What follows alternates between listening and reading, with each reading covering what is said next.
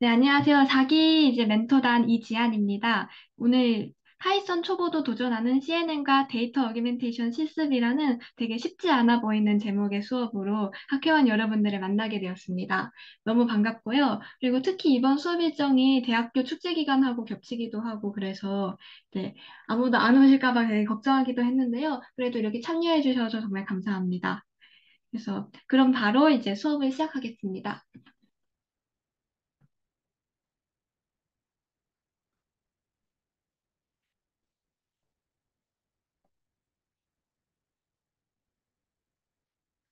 네, 우선은 그 딥러닝의 전체적인 과정하고 응용 태스크 중 CNN을 설명할 거고요. 그 다음에 딥러닝의 정의를 알아보고 이를 바탕으로 딥러닝의 학습 과정을 설명하겠습니다. 그리고 이제 딥러닝 응용 태스크를 소개하고 그 중에서 이제 이미지 분류를 수행하는 오늘의 주제인 CNN 원리를 설명하겠습니다. 마지막으로 데이터 어규멘테이션에 따른 CNN의 성능을 비교하는 실습을 진행합니다.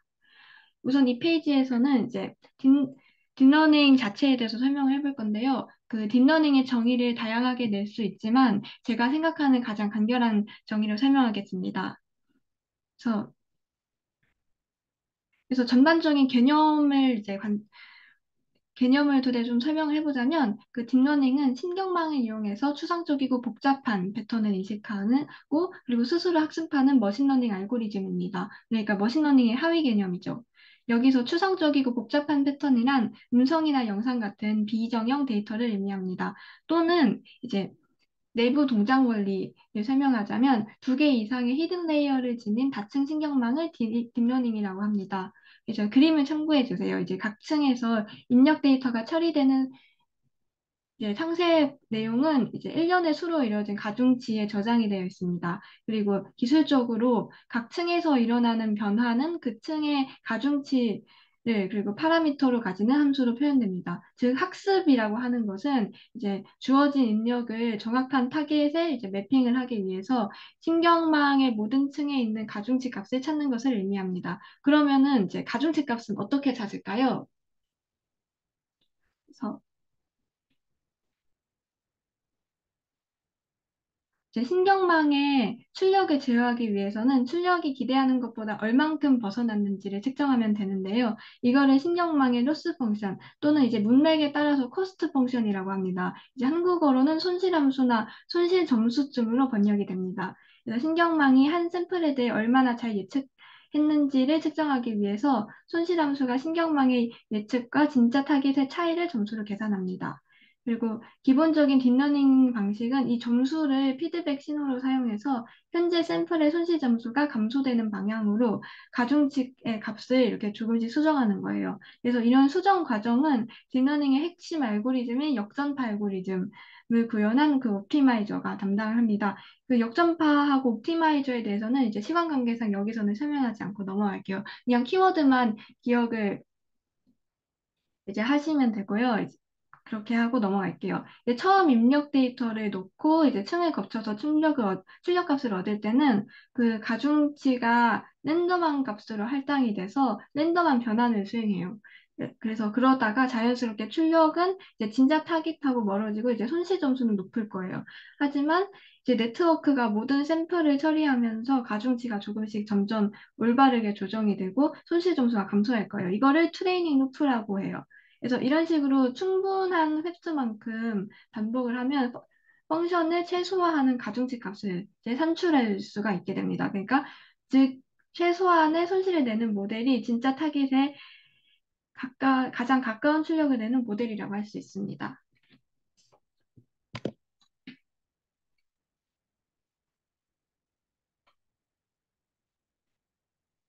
그래서 이 모든 과정을 통해서 딥러닝은 되게 머신러닝과 다르게 사람이 추출에 관여하지 않고 신경망으로 스스로 학습합니다. 그리고 머신러닝은 정형 데이터, 이제 주로 이제 CSV 파일이죠. 그거 말고 훨씬 더 다양한 비정형 데이터로 다양한 태스크를 수행할 수 있습니다.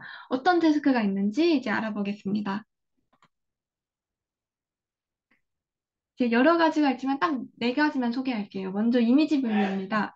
뒤에서 달을 이제 CNN이 수행하는 게 이거고요. 사진 속 물체를 인식하고 이게 무슨 종류인지 분류하는 일을 수행합니다. 이제 2015년에 인간의 능력보다 더 뛰어난 성능을 보이는 이제 딥러닝 모델인 레즈넷이 등장했습니다. 그래서 인간의 이제 오차율은 이제 대략 5% 정도인데 이 모델이 이제 3.7%, 약 3.7%의 오차율을 보였습니다. 그리고 두 번째로 객체 탐지는 영상 속의 이제 물체를 분류하거나 위치를 찾는 문제를 이제 수행합니다. 그리고 세 번째로 텍스트 분야에서 딥러닝은 기계 번역, 문장 분류, 질의응답 시스템의 자연어 처리를 수행합니다. 네, 마지막으로 걔는 이제 Generative Adversarial Network의 약자로 실제에 가까운 데이터를 생성합니다. 이름에서 알 수 있듯이 그 두 네트워크를 서로 싸우게 시켜서 학습합니다. 그래서 하나는 진짜에 가까운 가짜 분포를 생성하고 다른 하나는 표본이 진짜 분포에 속하는지의 그 여부를 결정합니다. 그래서 궁극적인 목표는 실제 데이터의 분포에 가까운 데이터를 생성하는 거예요. 그래서 지금까지 딥러닝에 대해 알아보았습니다. 이제 심호흡 한번 하시고요. 이제 지금부터 CNN에 대해서 설명하겠습니다. 그래서 CNN은 컨볼루션 뉴럴 네트워크의 약자로 이제 컨볼루션 연산을 통해서 이미지의 공간적, 지역적 정보를 추출하는 뉴럴 네트워크입니다. 그래서 DNN하고 비교를 해볼게요. DNN은 이제 이미지 처리를 할 때 네트워크의 구조 때문에 인풋 이미지를 이제 플래튼이라고 해요. 그래서 플래튼에서 1차원 벡터로 변환합니다. 이제 PPT를 보시면은요, 여기 오른쪽 그림을 보시면 이제 2x2 벡터를 플래튼하면서 이제 2의 아래에 4가 있다는 데이터를 잃었어요. 그래서 이때 이미지의 공간적, 지역적 정보가 소실되는 문제가 발생합니다. 그래서 이 때문에 학습 시간이 더 오래 걸리고 이제 능률이 저하가 되는 문제가 발생해요. 그래서 고안한 게 CNN이에요. 그래서 CNN은 이미지를 그대로 받아서 공간적, 지역적 정보를 유지한 채로 피처의 계층을 빌드업합니다. 이처럼 한 픽셀과 주변 픽셀들의 연관성을 살리는 게 CNN의 핵심 포인트예요. 그래서 CNN의 구조를 정말 간결하게 소개하겠습니다. 그래서 CNN은 특징을 추출하는 피처 인스트럭처와 모든 과정을 통과한 후 결과값을 도출하는, 즉 최종 분류를 수행하는 클래시피케이션으로 구분이 됩니다. 그리고 또 제 피처 인스트럭처는 리저널 픽처를 뽑아내는 계층인 컨볼루션 레이어와 피처 디멘션을 줄이는 풀링 레이어로 구성됩니다. 그래서 먼저 이제 컨볼루션 연산에 대해서 설명을 할게요. 이제 필터의 개념을 이해를 하셔야 되는데요. 여기서 필터는 CNN의 여러 가지 파라미터가 있는데 그 파라미터 중에 하나로 보통 일반적으로 3x3이나 5x5 크기의 필터를 사용합니다. 그래서 그 크기만큼만 확인을 하는 과정을 이제 필터를 한 칸씩 이동시키면서 반복을 하는 거예요. 그래서 오른쪽 끝까지 이제 필터를 이제 이동을 시키면은 다시 왼쪽 끝까지 끝으로 간 다음에 한 칸 아래로 가는 식으로 이런 식으로 반복을 합니다. 그래서 커널의 픽셀 값이 뉴럴 네트워크의 가중치의 크기라고 생각을 하시면 돼요. 그리고 앞서 컨볼루션 레이어는 이제 컨볼루션 연산은 컨볼루션 레이어는 컨볼루션 연산을 통해서 이미지의 공간적, 지역적 정보를 추출하는 뉴럴 네트워크라고 설명을 했습니다. 그래서 여기서 컨볼루션 연산이란 이제 필터가 일정 간격만큼 이제 이동을 해서 인풋과 대응하는 위치의 원소끼리 곱하고 그런 후에 그 총합을 구하는 그 연산입니다. 그래서 그림을 보시면 인풋 칸과 필터 칸의 빨간색 숫자가 서로 같은 칸의 값끼리 곱한 값을 모두 더한 값이 아웃풋의 값 중 하나가 되는 거예요. 그래서 이런 식으로 아웃풋을 구하는 거를 컨볼루션 연산이라고 합니다. 참고로 이 아웃풋이 의미하는 게 뭐냐 하고 헷갈리실 수 있는데요. 그러니까 컨볼루션 연산의 아웃풋이 앞서 말했던 피처 맵이고, 그래서 그 피처 맵의 색상이나 질감 등의 이미지의 특징을 압축한 데이터입니다. 그래서 이 그림을 참고해서 이해해 주시면 이제 되겠습니다. 어느 정도 이제 이해가 가시나요? 네, 그러면 이제 넘어가겠습니다.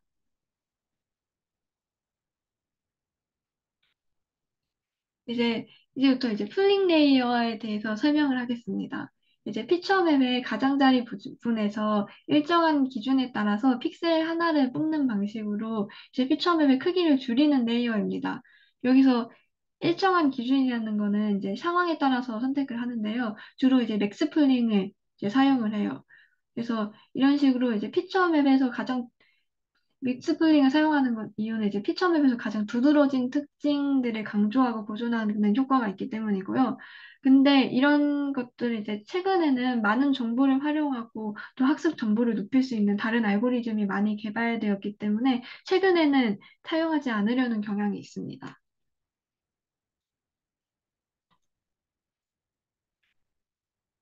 그래서 지금까지 설명했던 컨볼루션 레이어와 풀링 레이어를 계속 이제 여러 번 반복해서 적용한 결과를 이제 풀리 커넥티드 레이어에서 플래튼한 게 바로 이제 CNN의 이제 대략적인 구조입니다. 예를 들어서 이제 주어지는 손글씨가 이제 0부터 9까지의 숫자 중에 무엇일까 하고 맞추는 문제에서는 마지막 풀링 레이어를 거친 결과가 이제 풀리 커넥티드 레이어를 거치면 크기가 이제 1 by 10인 1차원 벡터가 1차원 벡터가 되고 그 각 숫자 클래스에 해당하는 확률 그러니까 그 문제에서 주어진 그림이 각 숫자가 맞은 확률을 나타냅니다.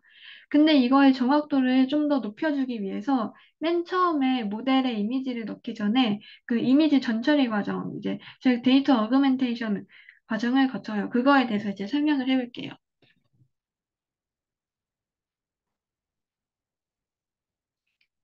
여기 이제 강아지 그림을 보시면요. 되게 다양한 방법으로 변형이 되어 있어요. 그래서 데이터 어그멘테이션은 여기에 강아지 사진처럼 데이터를 임의로 막 변형을 해서 데이터의 수를 늘려서 다양한 피처를 뽑는 방법입니다. 이렇게 하면 데이터의 다양성이 증가하고, 그리고 같은 이미지를 반복해서 학습하는 것보다 다양한 변형을 본 모델이 좀 더 일반적인 특징을 학습하게 도와줘서 과적합이 방지되는 효과가 있어요. 그래서 이제 모든 설명이 다 끝났어요. 지금까지 이제 수고 많으셨고요. 여기까지 따라오느라 정말 고생하셨고요. 이제부터 좀 재밌는 걸 할 거예요. 미리 이제 여기에 나와 있는 이제 그 링크를 따라가시면요. 시스 코드 파일을 이제 다운을 받으실 수 있어요. 그래서 여기 코드를 딱 먼저 보시면요. 코드가 많아서 되게 당황하실 수 있는데요. 오늘은 이 코드에서 가장 아래에 있는 데이터 어그멘테이션 기법 세 가지를 하나씩 실습을 해보면서 그 성능의 변화를 확인할 거예요. 우선은 여기 아래 보시면 여기 세 가지 데이터 어그멘테이션 기법이 나와 있는데요. 이거를 각각 실행을 할 겁니다. 잠시만요.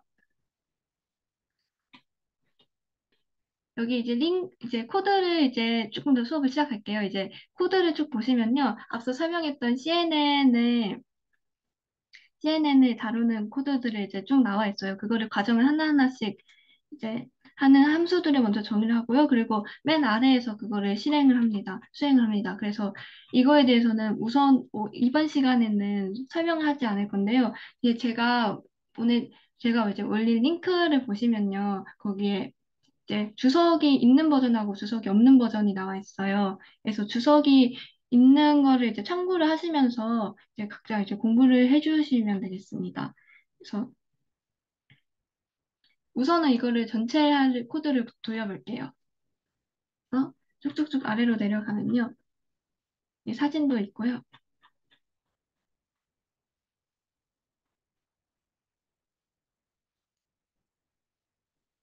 네, 여기서 보시면 이제 코드가 이제 돌아가고 있는 거예요. 그래서 이거는 제가 위에서 에폭을 10으로 설정을 해서 이제 실행을 10번 하는 거예요. 이거를 이제 1 에폭이 돌았다 이런 식으로 보통 표현을 하고요. 이제 에폭이란 전체 데이터를 이용해서 학습을 진행한 횟수 정도로 이제 이해하시면 됩니다. 그래서 더 빨리 결과를 보고 싶으시면은 에폭을 줄이면 되지만 그러면 이제 정확도가 좀 떨어져요. 그래서 제가 먼저 돌려봤을 때는 대략 2분 30초 정도가 이제 걸렸어요.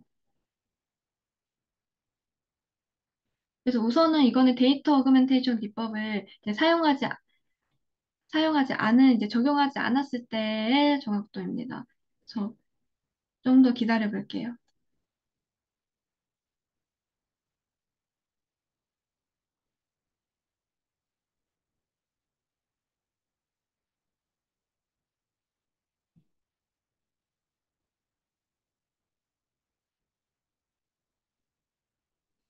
기다리는 동안 혹시 이제 수업이 이제 종료되면은 Q&A를 진행할 텐데요. 이제 Q&A에 질문하실 거 이제 생각을 해주시면 감사하겠습니다.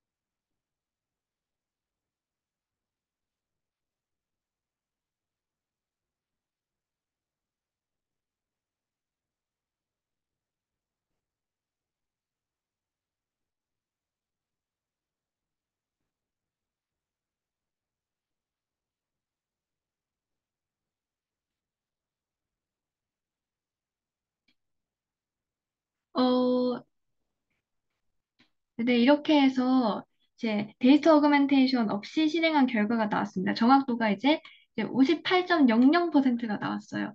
그러면은 데이터 어그멘테이션을 이제 하나씩 넣어서 이제 실행을 해보겠습니다.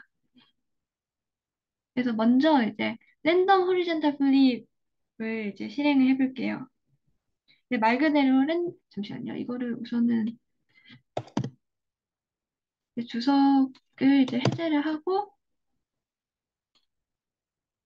이제 이런 식으로 데이터를 한 다음에 이렇게 돌려보겠습니다. 그래서 이거는 이제 말 그대로 이제 랜덤하게 이미지를 뒤집는 방법이에요.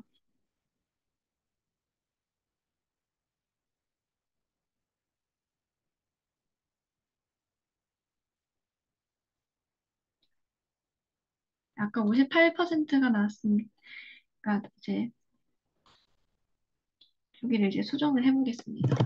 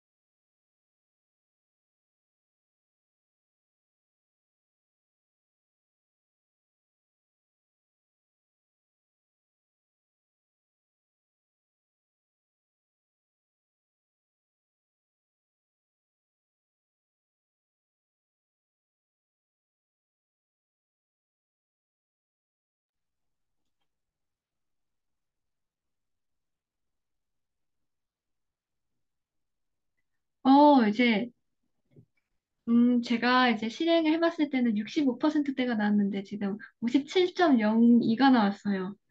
우선은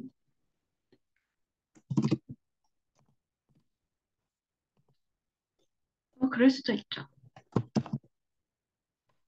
네, 그러면 이제 다른 방법을 이제 시도를 해볼게요. 이거는 두 번째는 이제 랜덤 로테이션 방법인데요.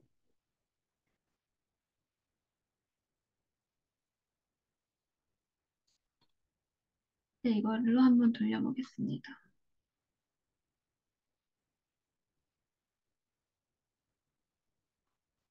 어,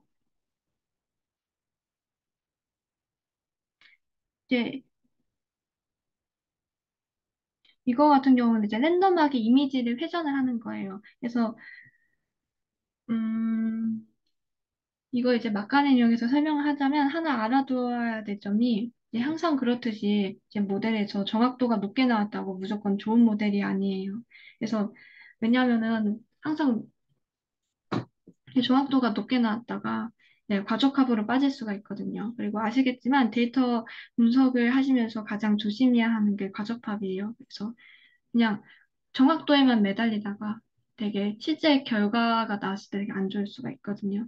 그래서 데이터에 따라서 알맞은 방법을 적용해야 된다는 점을 강조드립니다.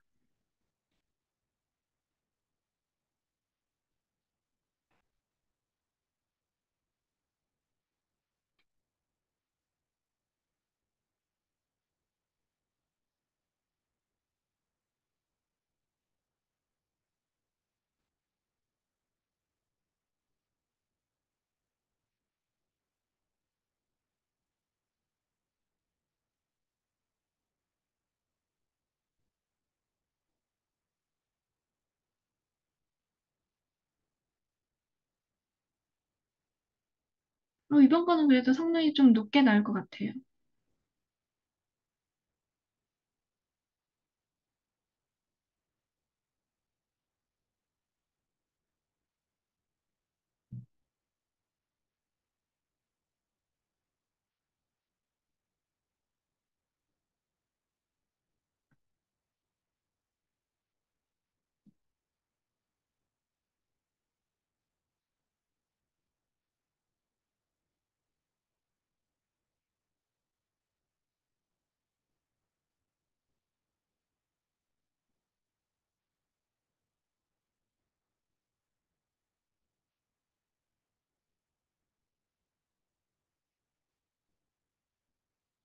네, 이제 채팅으로 이제 코드를 이제 설명에 같이 해주시면 좋을 것 같다고 이제 의견을 내주셨습니다. 그래서 이번 거 이제 확인을 해보고 이제 같이 이제 코드 설명도 드릴게요. 일단 이번 거는 63.73%가 정확도로 나왔습니다.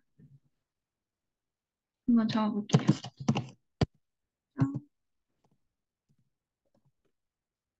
그리고 다음으로 이제 시도를 해볼 거가 이제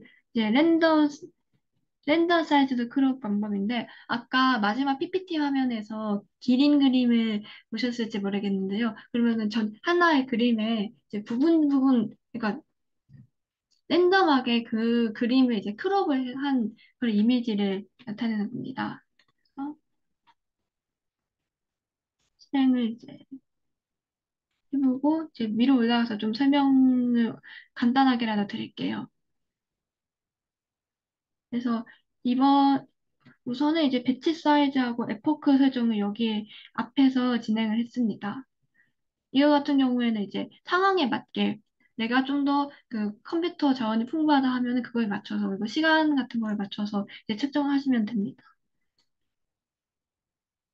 그리고 이게 딥러닝 모델이라서 이제 일반 개인 노트북 같은 경우에는 이제 GPU 같은 거 연결하지 않느냐 안 돌아갈 수가 있어요. 그래서 저는 이제 학교에서 이제 제공을 해주는 서버를 통해서 지금 이제 실행을 하고 있는 거예요. 그래서 그거를 이제 연결하는 코드였고요. 이거는 데이터를 이제 트레이스 테스트 이제 분리를 하는 거고, 그리고 여기 이제 넘어갔고요. 여기서부터가 이제 CNN이 나와요. 그래서 아까 설명을 이제 생략했는데 CNN의 여러 가지 파라미터 중에서 채널이 있어요. 채널 같은 경우에는 여기서는 채널이 이제 3이고, 만약 흑백 같은 경우에는 또 달라지겠죠. 이 3이 이제 RGB 컬러를 의미를 합니다. 그리고 피처 맵하고 이제 커널 사이즈에 따라서 그 이거의 여기 나오죠. 이제 아웃 채널, 그 커널 사이즈, 패딩 이거에 따라서 이제 그 다음 레이어로 돌아가는 이 이제 채널하고 채널의 이제 크기가 달라져요. 그래서 그거를 이제 계산을 하면서 이제 코드를 돌려주시면 됩니다.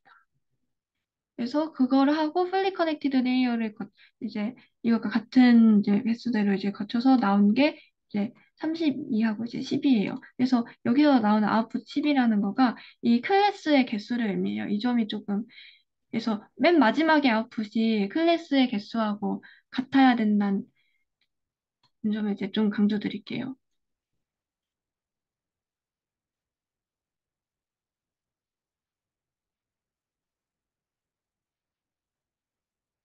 또 이제 진행을 하고요. 이제 그래서 또 아까 설명드렸던 이제 풀링 진행하고 잠깐 나왔다. 잠시만요. 아래로 다시 내려가서 성능을 확인해보면 이제 63.15%가 나왔습니다. 제가 돌렸을 때라고 좀 다르게 나왔네요. 그리고 이제 마지막으로는 앞서 실습을 했던 세 기법을 모두 한번 적용을 해볼게요. 그래서 이거 같은 경우는 제가 이 사전에 이제 실습을 해봤을 때는 그 하나만 실행했을 때보다 성능이 좀 낮게 나왔거든요. 왜냐하면 이게 막 너무 데이터 어그멘테이션을 많이 진행을 하면은 또 원래 이미지의 특징 같은 거를 이제 놓칠 수가 있어서 또 안 좋게 적용할 수 있거든요. 그거를 보여드리려고 이 실습을 이제 기획을 했는데 결과가 어떻게 나올지 모르겠어요. 우선은 한번 해보겠습니다.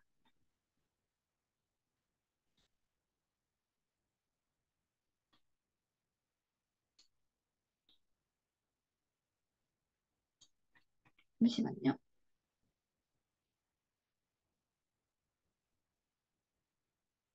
그래서 이런 식으로 이제 여기서는 제가 이제 렐루 함수를 사용했고요. 이제 맥스 풀링 방법을 사용을 했습니다. 그래서 파라미터는 이렇게 설정했고요. 그런 걸 이제 코드를 보시면서 확인하실 수 있고, 제가 코드 드렸잖아요. 이거를 이제 직접 수정을 하셔서 이제 실행을 해봐도 될 것 같아요.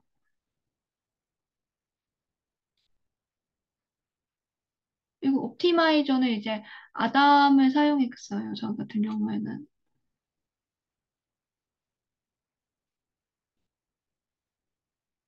또 여기에서 이제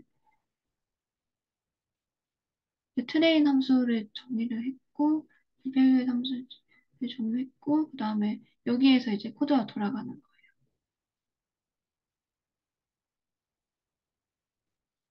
그래서 앞서 정의했던 이제 트레인 함수나 뭐 다른 함수들을 여기에서 돌려서 사용을 합니다.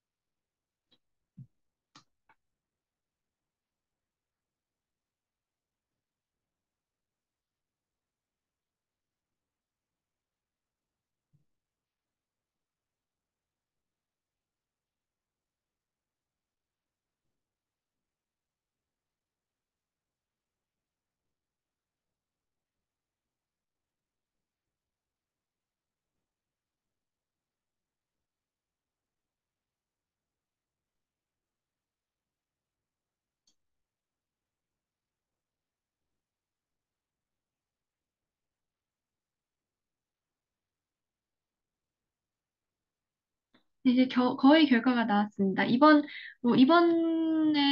데이터셋 같은 경우는 이제 65.08이 나왔네요. 그래서, 네, 역시 떨어졌어요. 그 하나만 사용했을 때보다는 65.08이면 앞서 사용했던 이제 이제 세 가지 방법 중에서 가장 낮은 정확도 수치가 나왔거든요. 그래서 이제 하나만 적용했을 때보다 정확도가 더 감소를 했어요. 그래서 이것처럼 이제 좀 더 이제 과도하고 좀 부적절하게 막무가내 여러 가지 이런 식으로 적용을 할 경우에는 이제 원본 데이터셋의 특성 같은 거를 좀 심하게 왜곡을 시켜서 이제 데이터의 패턴 같은 거를 학습을 하는데 방해가 될 수 있습니다. 그래서 다시 이제 PPT 화면으로 넘어갈게요. 네, 이로써 이제 모든 수업이 끝났습니다. 그래서 여기 보시면요, 만족도 조사 이제 QR코드가 있어요. 여기서 만족도 조사를 진행해 주시면 감사하겠습니다. 그리고 여기 참고 자료 같은 거 이제 더 공부하고 싶으신 분들은 참고 자료를 이제 주시면 되겠고요. 또 이제 질문 있으시면 채팅방에 남겨주세요.